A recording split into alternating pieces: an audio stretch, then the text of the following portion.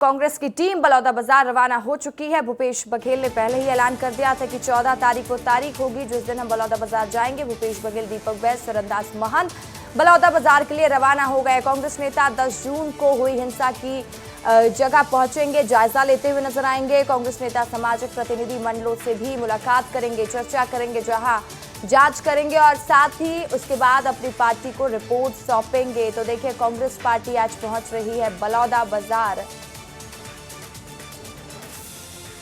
बड़ी जानकारी हम आपको दे रहे हैं। बलौदाबाजार हिंसा से जुड़े हुए मामले में लगातार अपडेट आ रहा है और बड़ा अपडेट इस वक्त का यही है कि कांग्रेस पर सवाल खड़े हो रहे थे। कांग्रेस ने फैसला ले लिया है वहां जाने का। भूपेश बघेल जा रहे हैं, दीपक बैज जा रहे हैं, चरणदास महंत जा रहे हैं, बलौदाबाजार रवाना हो चुके हैं। कांग्रेस नेता 10 जून को हुई हिंसा का जायजा लेते हुए नजर आएंगे और कांग्रेस नेता सामाजिक प्रतिनिधि मंडलों से भी मुलाकात करेंगे। और मेरे सहयोगी अनमोल भी बलौदाबाजार पहुंच रहे हैं, वहां से पल पल की अपडेट हम तक पहुंचाएंगे, आप तक पहुंचाएंगे और उनसे भी हम जानकारी लेंगे कि क्या वहां पर आज स्थिति देखने को मिल सकती है, क्योंकि लगातार इस पूरे मामले को लेकर सियासी पारा भी छत्तीसगढ़ में हाई देखने को मिल रहा है। क्योंकि ये ऐसी घटना है प्रदेश की जो पहले कभी नहीं हुई, जो कई सवाल खड़े करती है। सतनामी समाज, जिनको शांति के लिए जाना जाता है, सद्भावना के लिए जाना जाता है, वो समाज आखिर इतना उग्र कैसे हो गया, कई सवाल खड़े हो गए।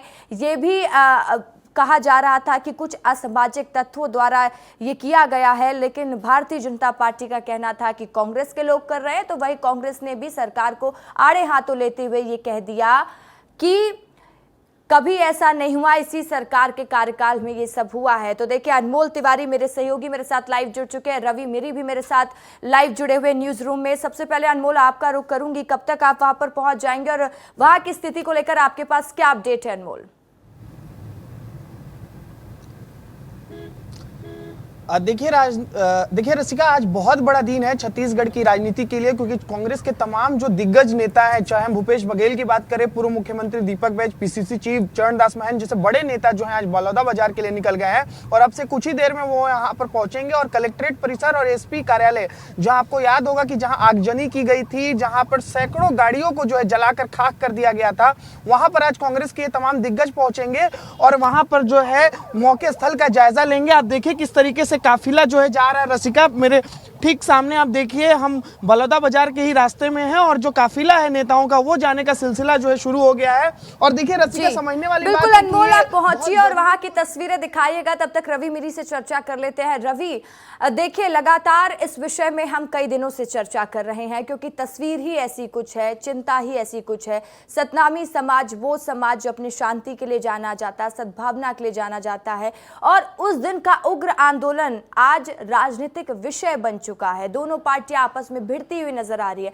कांग्रेस की टीम आज वहां पर पहुंचेगी और उसके बाद फिर छत्तीसगढ़ में एक बार सियासत हाई देखने को मिलेगी। रवि, देखिए रसिका, आपने ठीक कहा, विस्तार न्यूज़ लगातार इस आंदोलन को, इस पूरे मामले को लगातार कवर कर रहा है। और सबसे बड़ा सवाल यही है कि जिस प्रकार से सतनामी समाज को शांति और सत्य के रास्ते में चलने वाला माना जाता है, तो उनको किसने भड़काया, कौन था वो जिम्मेदार जिसने उस दिन डीएम कार्यालय, एसपी कार्यालय को आगजनी करवाने के लिए जिम्मेदार जिसको ठहराया जाए, इसी पर जांच होना चाहिए। और कांग्रेस पार्टी के जो तमाम बड़े नेता है, 15 से 20 विधायक आज बलौदाबाजार पहुंच रहे हैं। तो समझ लीजिए कि कितना बड़ा मामला है। कांग्रेस पार्टी भी इस मामले को छोड़ना नहीं चाहती है, क्योंकि छत्तीसगढ़ में सतनामी समाज के लोगों की जनसंख्या बहुत ज़्यादा है, राजनीतिक प्रभाव बहुत ज़्यादा है। तो कोई भी राजनीतिक पार्टी सतनामी समाज को नाराज़ नहीं करना चाहती। सरकार भी पूरी ताकत के साथ ये कह रही है कि सरकार उनके साथ है। और जो कलेक्टर और डीएम थे, कलेक्टर और एसपी थे, उनको निलंबित कर दिया गया। सबसे पहले तो उनको हटाया गया था जिले से, उसके बाद कल रात को आदेश आया कि उन दोनों को निलंबित कर दिया गया है। इसके अलावा न्यायिक जांच आयोग भी गठन कर दिया गया है। तो उस जांच में भी अब सामने आएगा कि आखिर कहां कहां मिस्टेक हुई, किसकी चूक हुई और क्या इसमें इंटेलिजेंस फेलियर था। इन सभी चीज़ों पर बारीकी से जांच की जाएगी। और सबसे पहले हम बात कर लेते हैं उस इलाके की, अमर गुफा की, क्योंकि जांच के दायरे में दोनों इलाका आएगा। सबसे पहले अमर गुफा आएगा कि अमर गुफा में जैद खान को क्यों काटा गया था और काटने वाले लोग कौन थे। और दूसरा जाँच का विषय यह है कि उस उस दौरान बिल्कुल रवि, सवाल कई है। जैत खाम के तोड़ने से लोग नाराज थे, लेकिन उसके बाद जिस तरीके से यह आंदोलन उग्र हो गया, परमिशन ली गई थी एक सभा करने की, परमिशन ली गई थी सरकार के लोगों से बातचीत करने की, लेकिन जो स्थिति बन गई वो वाकई में सवाल खड़े करती है और बार बार यही सवाल खड़े हो रहा है। अनमोल, ये बताइए कि कौन कौन दिग्गज शामिल है? भूपेश बघेल का नाम सामने आ रहा, दीपक बैज भी पहुंचने वाले हैं, साथ ही चरणदास महंत पहुंचने वाले हैं। इनके सिवा और कौन से नाम हैं जो वहां पर लोग पहुंचने वाले हैं? देखिए रसिका, सबसे गौर करने वाली बात यह है कि छत्तीसगढ़ में कांग्रेस के 35 विधायक हैं और सभी विधायकों को यह कहा गया था कि जितनी ज्यादा संख्या में हो सके बलौदाबाजार पहुंचे। और इसी कड़ी में देखिए 25 से 30 विधायक, जो मेरी जानकारी में है कि 25 से 30 विधायक जो है आज बलौदाबाजार में नजर आएंगे। तो एक तरीके से देखिए कांग्रेस साधने की कोशिश कर रही है, क्योंकि जैसे रवि ने बताया कि सतनामी समाज और छत्तीसगढ़ में 10 जो विधानसभा सीटें हैं वो एससी के लिए आरक्षित हैं, शेड्यूल कास्ट के लिए, जो सतनामी समाज शेड्यूल कास्ट में आता है। तो समझिए कि पूरा एक राजनीतिक समीकरण है और कांग्रेस यही वजह है कि इतनी बड़ी संख्या में आज बलौदाबाजार पहुंच रही है। और इसके अलावा आप नाम की बात कर रही थी तो विकास उपाध्याय हो गए जो कांग्रेस के प्रत्याशी थे रायपुर के, वो भी रुख कर रहे हैं। इसके अलावा जो यूथ कांग्रेस है, महिला कांग्रेस है, इन तमाम आज जो विंग कांग्रेस एकजुटता का भी संदेश दे सकती है उस मंच से। रवि, लगातार हम इस विषय में बात कर रहे हैं, लगातार चर्चा जारी है कि आखिर आगे क्या होगा, क्योंकि छत्तीसगढ़ की एक ऐसी घटना है रवि जिसको कोई नहीं भूलेगा, क्योंकि हमने भी पहले इतिहास में ऐसी घटना के बारे में नहीं सुना जब एसपी कार्यालय ही जला दिया गया, कलेक्ट्रेट ही जला दिया गया और बलौदाबाजार को ऐसा लग रहा था कि आग के हवाले कर दिया गया। अब कांग्रेस का जांच दल जब पहुंचेगा, एक जांच रिपोर्ट भी तैयार की जाएगी, जांच रिपोर्ट अपने कांग्रेस के आला कमान को भी सौंपा जाएगा। तो जिस तरीके से कांग्रेस इन तमाम पहलू को साधने की कोशिश कर रही है, इससे यह भी समझा जा सकता है कि कांग्रेस आगे की स्ट्रैटेजी भी बना रही है। से रसिका, आपने ठीक कहा, लेकिन आज का जो दौरे का जो प्लानिंग है उसको मैं आपको बता देना चाहूँगा और प्रदेश को बताना चाहिए, क्योंकि आज भूपेश बघेल और उनके तमाम जो विधायक हैं वो सबसे पहले आज डीएम कार्यालय जाएंगे, क्योंकि डीएम कार्यालय में ही आग लगाई गई थी। तो उस जगह को देखेंगे, देखने के बाद हो सके तो ये सभी नेता अमर गुफा भी जाएंगे। उसके बाद सभी नेता वापस लौटने के दौरान जो प्रदेश वहाँ का जिला कार्यालय है कांग्रेस का, वहाँ एक प्रेस कॉन्फ्रेंस की जाएगी। प्रेस कॉन्फ्रेंस में एक दिन पहले जो शिव डहरिया जो कि जांच दल समिति के संयोजक है, उनकी 7 सदस्यीय टीम एक दिन पहले ही वहां पहुंच चुके थे और उन लोगों ने इन सभी जगहों का दौरा किया है। तो दोनों टीम मिलकर एक प्रेस कॉन्फ्रेंस को यहां संबोधित करेंगे और उसमें ये बताएंगे कि उनके अनुसार क्या क्या लापरवाही बरती गई थी, क्या क्या हुआ था, उन सभी चीज़ों पर जानकारी दी जाएगी। लेकिन अभी भी वही सवाल है कि सबसे बड़ा जिम्मेदार कौन है, किसने वहां पर आग लगाई, लगाने वाले में से कौन कौन है जिनको गिरफ्तार कर लिया गया है। और इस पर जो सियासत हो रही है, सियासत सबसे ज्यादा किस पर हो रही है कि जो हिंसा को भड़काने वाला है उसमें कांग्रेस पार्टी के विधायकों का नाम जुड़ रहा है। बीजेपी ने आरोप लगा दिया है, दयालदास बघेल ने प्रेस कॉन्फ्रेंस में कह दिया है कि कांग्रेस के विधायक के देवेंद्र यादव, कविता प्राण लहरे, इन सभी नेताओं ने उस दिन धरना प्रदर्शन के दिन शामिल हुए थे और इन्होंने ही। चलिए देखते रवि आगे इस पर क्या देखने को मिलता है और कितनी और सियासत होती है। रवि और अनमोल, आप दोनों का बहुत बहुत शुक्रिया तमाम जानकारी के लिए। तो चलो एक और बड़ी जानकारी हम आपको दे दें कि भारतीय जनता पार्टी ने भी जांच दल का गठन कर दिया। बलौदाबाजार की घटना को लेकर लगातार अपडेट आप तक पहुंचा रहे हैं। तो बलौदाबाजार घटना से जुड़ा एक और अपडेट, बलौदाबाजार हिंसा को लेकर बीजेपी ने बनाई है जांच कमेटी। मंत्री दयालदास बघेल को बनाया गया जांच समिति का संयोजक। मंत्री टंकराम वर्मा, शिवरतन शर्मा समिति में शामिल होंगे। और देखिए रंजना साहू को भी बनाया गया सदस्य। 7 दिन के भीतर ये जांच टीम रिपोर्ट सौंपेगी। बलौदाबाजार हिंसा को लेकर बीजेपी ने जांच टीम का गठन कर दिया। मंत्री दयालदास बघेल को जांच टीम का संयोजक बनाया गया है। टंकराम वर्मा, शिवरतन शर्मा सदस्य होंगे, नवीन मागदे और रंजना साहू को भी सदस्य बनाया गया और 7 दिन का वक्त तय किया गया। 7 दिन के भीतर ही जांच दल अपनी जांच रिपोर्ट पेश करेगा।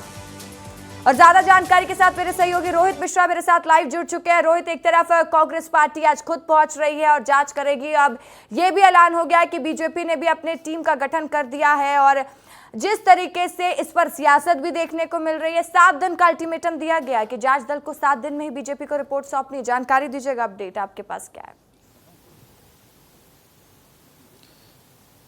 रशिका, बहुत बड़ी खबर है और बड़ी खबर इस लिहाजे से है क्योंकि सत्ता पक्ष ने इस जांच समिति का गठन किया है। कम ही देखने को मिलता है और पिछले 5 सालों पे ऐसा कम ही देखने को मिला जब कांग्रेस की सरकार थी, लेकिन भारतीय जनता पार्टी की सरकार के आने के बाद में इस तरह का अगर निर्णय लिया जाता है तो ये बहुत बड़ी खबर है। और बड़ी खबर इस लिहाजे से भी है, मामले की गंभीरता को भी इस लिहाजे से समझा जा सकता है कि सरकार ने अपने स्तर पर न्यायिक जांच की तो घोषणा कर दी है।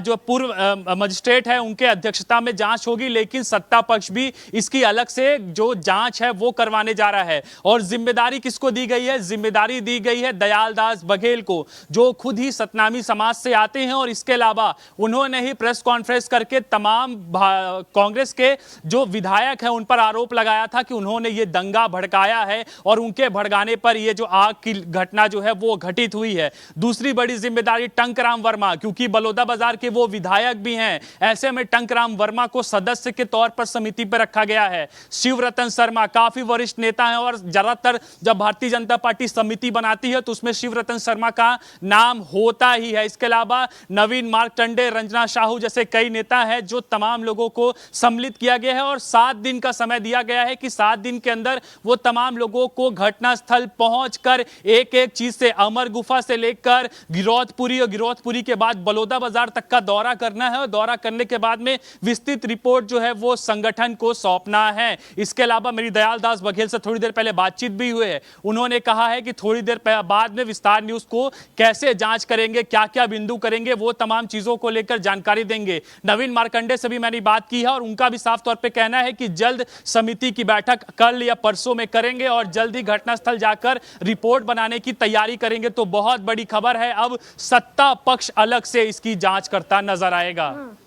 ठीक है रोहित, इस खबर पर आप नजर बनाए रखिए, आगे की अपडेट आपसे लेंगे। फिलहाल के लिए बहुत शुक्रिया रोहित आपका।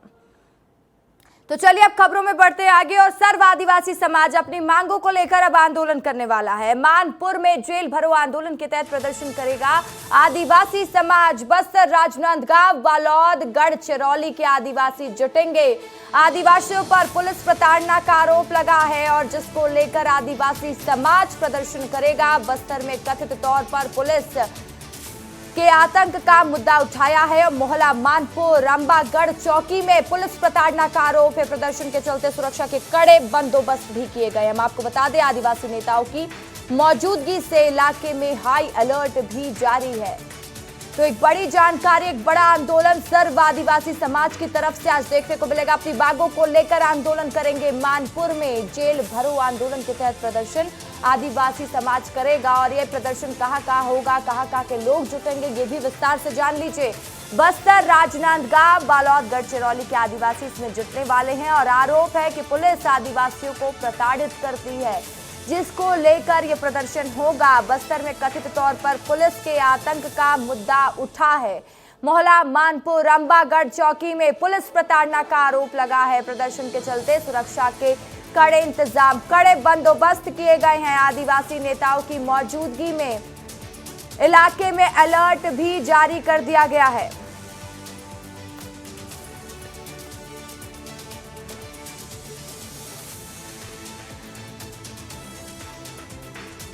और इसी खबर पर ज्यादा जानकारी के साथ मेरे सहयोगी रवि मिरी मेरे साथ लाइव जुड़ चुके हैं। रवि, अभी हम एक खबर पर चर्चा कर रहे थे, एक समाज नाराज था, अब फिर एक खबर सामने आ रही है जहां पर बस्तर के आदिवासी ये आरोप लगा रहे हैं कि पुलिस उन्हें प्रताड़ित कर रही है। अब बड़ा प्रदर्शन एक बार फिर देखने को मिलने वाला। रवि, जानकारी दीजिए।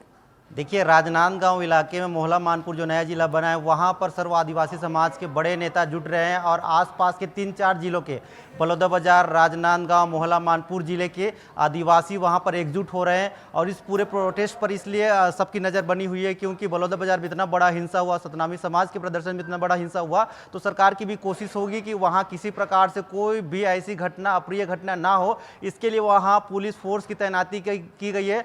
सड़कों पर बैरिकेड लगाए गए हैं ताकि कोई भी अप्रिय घटना ना हो। पूरी चाक चौबंद के साथ वहां पर फोर्स की तैनाती की गई है। और इस प्रोटेस्ट के पीछे ये कहानी है कि आदिवासी समाज लगातार नाराज है सरकार से। आदिवासी समाज का ये कहना है कि सारकेगुड़ा जैसे कितने बड़े कांड हुए थे, उनमें जो आदिवासी प्रताड़ित हुए थे उस पर न्यायिक जांच या उस पर जो जांच हुई उसमें आदिवासियों को राहत नहीं मिली है। इसको ध्यान में रखते हुए आदिवासी समाज प्रोटेस्ट कर रहा है, तो इस पर भी लगातार हमारी नजर बने रहेगी कि वहां पर क्या क्या चल रहा है। फिलहाल अभी बिल्कुल रवि, अब चलिए देखने वाली बात होगी कि आगे इस पर क्या कुछ देखने को मिलता है। तमाम जानकारी के लिए बहुत बहुत शुक्रिया आपका।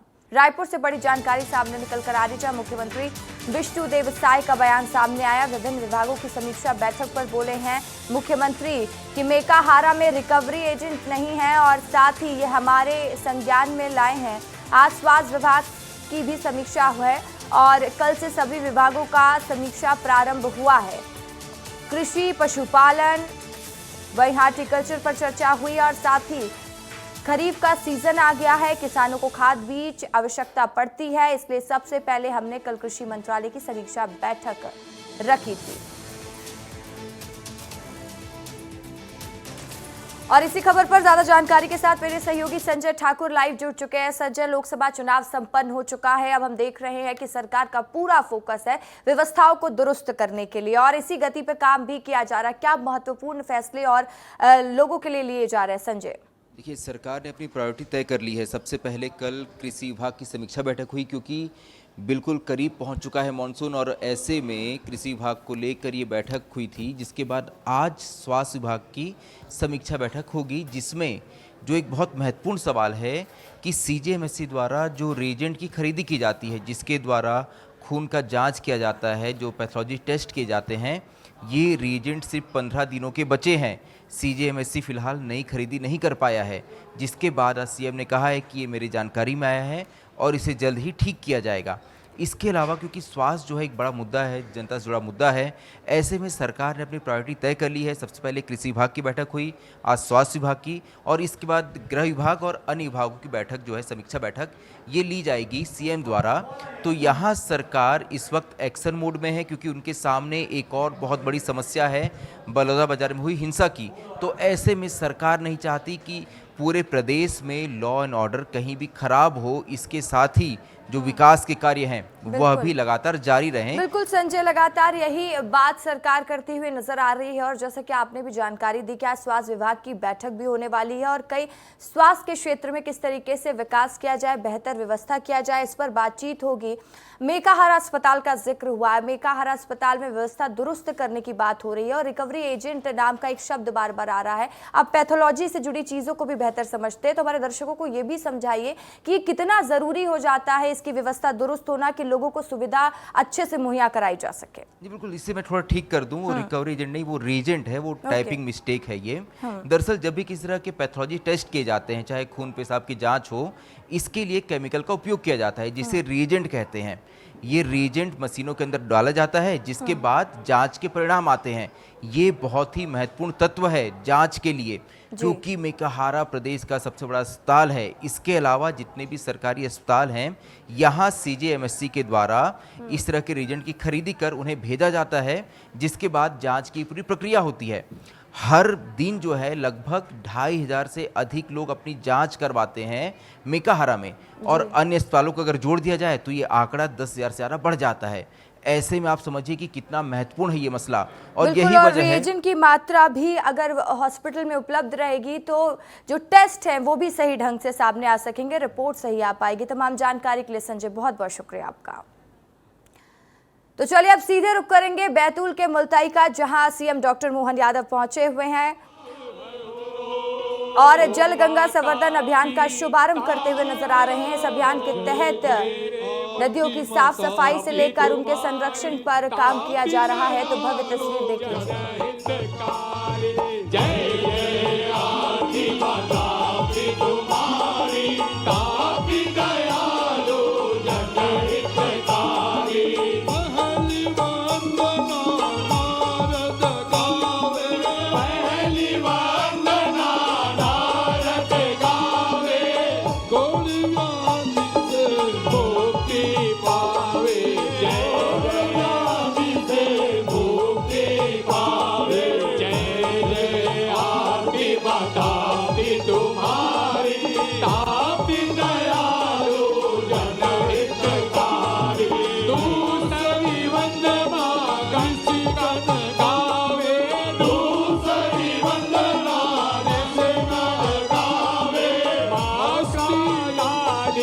नहीं में गलावे। जय जय आरती माता की तुम्हारी, तापी दयालु जनहितकारी। तीसरी वंदनमा यमुना गावे, तीसरी वंदना यमुना गावे। माता पी से लोक यश पावे। जय जय आरती माता की तुम्हारी, तापी दयालु जनहितकारी। चौथी वंदना यमुना गावे, चौथी वंदना यमुना गावे। मातम सर्वजन शांति पावे। जय जय आरती माता की तुम्हारी, तापी दयालु जनहितकारी। पांचवी वंदना ऋषिगण गावे। माता पी से ज्ञान धन पावे। जय जय आरती माता की तुम्हारी, तापी दयालु जनहितकारी। जो माता पी की आरती गावे, जो माता पी की आरती गावे। आरती गावे मैया, आरती गावे।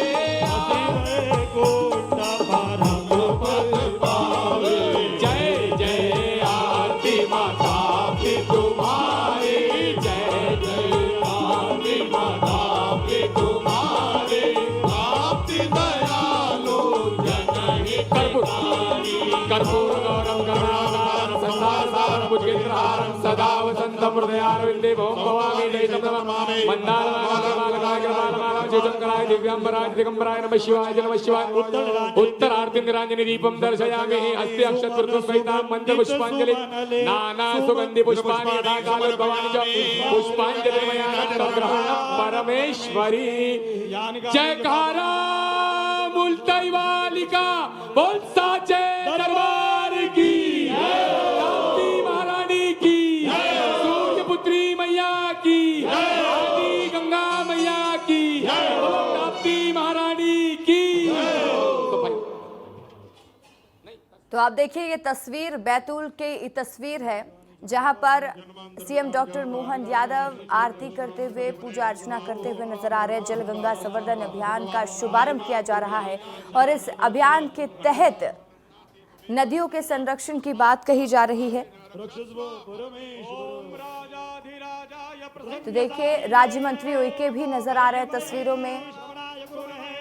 और भारतीय संस्कृति में हर चीज की शुरुआत पूजा अर्चना के साथ की जाती है और ये भी तस्वीर बेहद ही सुखद, बेहद ही खूबसूरत देखती ही बन रही है, जहां पर भगवान का आशीर्वाद लेते हुए पूजा अर्चना करते हुए मध्य प्रदेश के मुख्यमंत्री डॉक्टर मोहन यादव का ये अंदाज देखिए। वो अपने संस्कार के लिए भी इसलिए जाने जाते हैं, जिस तरीके से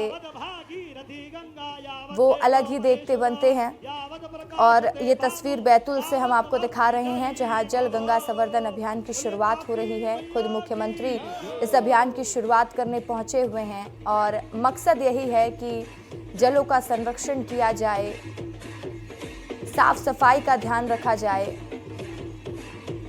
तो इस वक्त सबसे पहले तस्वीरें हम आपको दिखा रहे हैं बैतूल से सीएम डॉक्टर मोहन यादव जहां पर पूजा अर्चना कर रहे थे। एक और खबर पर चर्चा कर लेते हैं जहां पर बृजमोहन अग्रवाल के बयान के बाद सियासत गरमा गई है। क्या है वो बयान, वो सुन लीजिए। क्यों सियासत गरमाई है वो विस्तार से आपको बताएंगे, पहले रिपोर्ट देख लीजिए। ऐसा है, मंत्री तो मैं 6 महीने रह सकता हूँ। मुख्यमंत्री जी जिस दिन कहेंगे उस दिन मंत्री पद से इस्तीफा दे दूंगा। क्या बृजमोहन अग्रवाल खफा हैं? क्या अगले 6 महीने मंत्री बने रहना चाहते हैं बृजमोहन? यह तमाम वह सवाल हैं जो बृजमोहन अग्रवाल के बयान के बाद उठने लगे हैं। छत्तीसगढ़ सरकार में स्कूल शिक्षा मंत्री और प्रदेश भाजपा के दिग्गज नेता बृजमोहन अग्रवाल का नाम केंद्रीय मंत्री की रेस में भी आगे चल रहा था। हालांकि उनको मंत्री नहीं बनाया गया और तोखन साहू बिलासपुर सांसद को जिम्मेदारी दे दी गई। जिसके बाद से अब मंत्री पद छत्तीसगढ़ शासन को लेकर कश्मकश का दौर शुरू हो गया है। जहां नए दावेदार मंत्री बनने की चाह रख रहे हैं, तो वहीं बृजमोहन अग्रवाल अगले 6 महीने तक मंत्री पद छोड़ने के विचार में नहीं दिखाई दे रहे हैं। हालांकि उन्होंने यह भी कहा है कि मुख्यमंत्री विष्णुदेव साय ने मंत्री बनाया है और वह जिस दिन कहेंगे उस दिन इस्तीफा दे दूंगा। मंत्री तो मैं 6 महीने रह सकता हूँ। 6 मतलब मंत्री रहेंगे अभी आप? मुख्यमंत्री जी जिस दिन कहेंगे उस दिन मंत्री पद से इस्तीफा दे दूंगा। पहले आप जान लीजिए कि कोई नेता अगर राज्य में मंत्री रहते हुए सांसद बन जाता है तो उसके लिए निर्वाचन आयोग की क्या गाइडलाइंस हैं? केंद्र में सांसद, राज्य में मंत्री कैसे? विधायक रहते सांसद की नहीं ले सकते हैं शपथ। नोटिफिकेशन 14 दिन के भीतर किसी एक सदन में देना होता है इस्तीफा। संविधान के आर्टिकल 75 में गैर सांसदों के मंत्री बनाए जाने का प्रावधान है, लेकिन इसमें एक शर्त है। आर्टिकल 75(5) के मुताबिक 6 महीने पूरे होने पर उसको मंत्री पद से हटना होगा। अब पूरे मामले को लेकर कांग्रेस भी भाजपा पर तंज कस रही है। कांग्रेस का कहना है कि छत्तीसगढ़ के सीनियर सांसदों को भी मंत्री बनाना चाहिए था और बृजमोहन अग्रवाल इसी बात से खफा हैं। अब वह फैसला कर सकते हैं कि इस्तीफा किस पद से देना है, विधायक से या सांसद पद से। देखिए, बृजमोहन अग्रवाल जी विधानसभा से इस्तीफा देते हैं कि लोकसभा से इस्तीफा देते हैं, पहले वो तय कर ले, उसके बाद ही हम लोग बात करेंगे। बृजमोहन अग्रवाल भले ही कह रहे हैं कि अगर सीएम साहब इस्तीफा मांगेंगे तो मैं उसी दिन दे दूंगा, लेकिन इन सब के बीच में सवाल यही है कि आखिर बृजमोहन अग्रवाल कब तक मंत्री बने रहेंगे और इस्तीफा क्या मांगा जाएगा या फिर बृजमोहन अग्रवाल खुद दे देंगे। विस्तार न्यूज के लिए रोहित मिश्रा की रिपोर्ट। एक बड़ी खबर आपको बता दें, पूर्व मंत्री कवासी लखमा का बयान सामने आया। बृजमोहन अग्रवाल को केंद्रीय मंत्री नहीं बनाए जाने पर उन्होंने क्या कुछ कहा आपको बता देते हैं कि अभी बिल्ली बना दिया गया, ना विधायक बन सकता है और ना सांसद रह सकता है। हम टीवी पर बैठ कर देख रहे थे कि मंत्री बनेगा बृजमोहन, लेकिन बृजमोहन को मंत्री नहीं बनाया गया। बृजमोहन अग्रवाल के पद से इस्तीफे देने से पहले सियासत भी अब शुरू हो चुकी है। पूर्व मंत्री कवासी लखमा ने बड़ा बयान दिया है और कहा है कि भाजपा में अंदरूनी मामला शुरू हो चुका है। छत्तीसगढ़ का डांड समझता था, लेकिन वो डांड को अभी बिल्ली बना दिया गया है। विष्णुदेव सरकार उनको कहीं नहीं छोड़ने वाला है और उसको ना विधायक बन सकता है, ना एमएलए बन सकता है, ना सांसद रह सकता है। भारतीय जनता पार्टी ने घर में इतना लड़ाई झगड़ा चालू हुआ और मुख्यमंत्री का कुछ नहीं चल रहा है, दिल्ली से कुछ होता है